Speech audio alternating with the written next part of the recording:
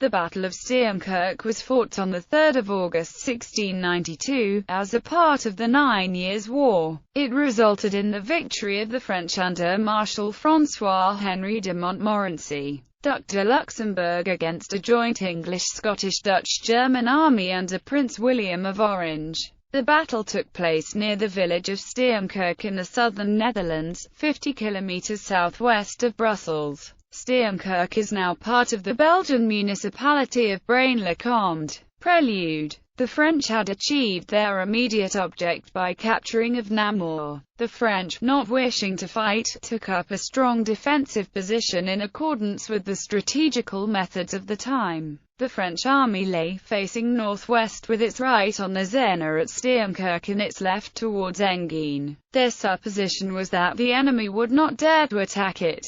William III had replaced Waldeck as Supreme Allied Commander. The Allied army was encamped about Halle. Of the 20 British regiments in the Allied army, 8 were Scottish, including the famed Mackay Regiment, who had landed with William at Torbay in 1688. The Allies, who would otherwise probably have done as the French Marshal desired, were by the fortune of war afforded the opportunity of surprising a part of the enemy's forces. Accordingly, William set his army in motion before dawn on 3 August and surprised the French right about Steenkerque. He completely misled the enemy by forcing a detected spy to give Luxembourg false news. In the 17th century, when the objects of a war were, as far as possible, secured without the loss of valuable lives, and general decisive battles were in every way considered undesirable, a brilliant victory over a part, not the whole, of the enemy's forces was the tactical idea of the best generals.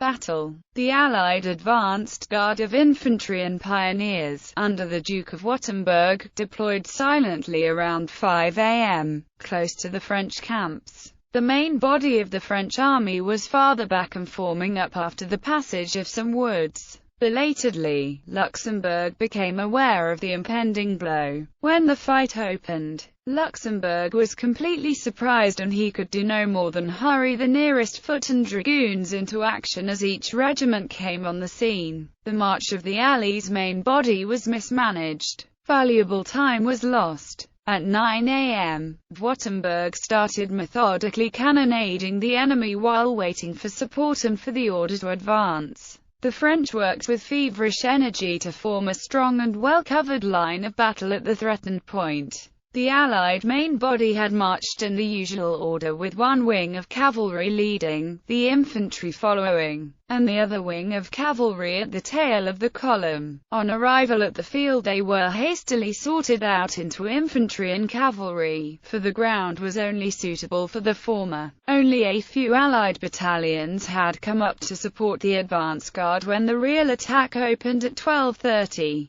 Although the advanced guard had already been under arms for 9 hours and the march had been over bad ground, its attack swept the first French line before it. The British and Danes stubbornly advanced, and the second and third lines of the French infantry gave ground before them. However, Luxembourg was rapidly massing his whole force to crush them. During this time, the confusion in the Allied main body had reached its height. Count Solms ordered the cavalry he commanded forward, but the mounted men, scarcely able to move over the bad roads and a heavy ground, only blocked the way for the infantry. Some of the British foot, with curses upon Solms and the Dutch generals, broke out to the front, and Solms, angry and excited, thereupon refused to listen to all appeals for aid from the front. No attempt was made to engage and hold the centre and left of the French army, which hurried, regiment after regiment,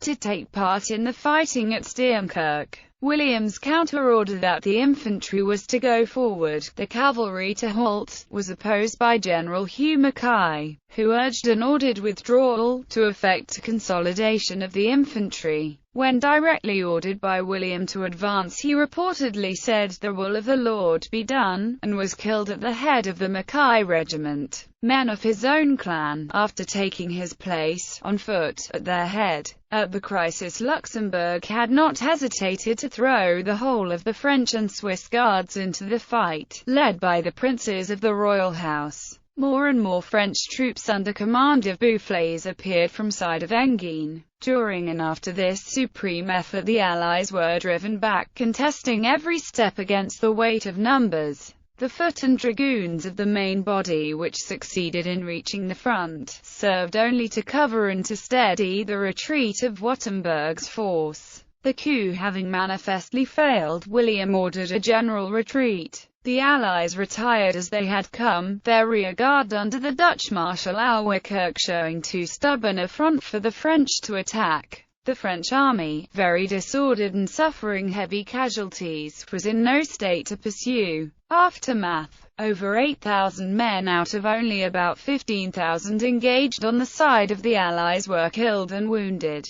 The losses of the French out of a much larger force were at least equal. Contemporary soldiers affirmed that Steenkerque was the hardest battle ever fought by the infantry in that war. 5 British regiments were completely destroyed. Their commander, General Hugh Mackay, was also killed. Mackay's division, including the Mackay Regiment, composed of clansmen of his own name, bore the brunt of the day unsupported, and the general himself was killed. John Cutts was one of the few survivors. The British blamed their great losses on the ineptitude of the Dutch General Count Solms in command of the Allied cavalry. Steenkerque cravat. An article of dress was named after the battle. Steenkerque was a lace cravat loosely or negligently worn, with long lace ends. According to Voltaire, it was in fashion after the Battle of Steenkerque, where the French gentlemen had to fight with disarranged cravats on account of the surprise sprung by the Allies.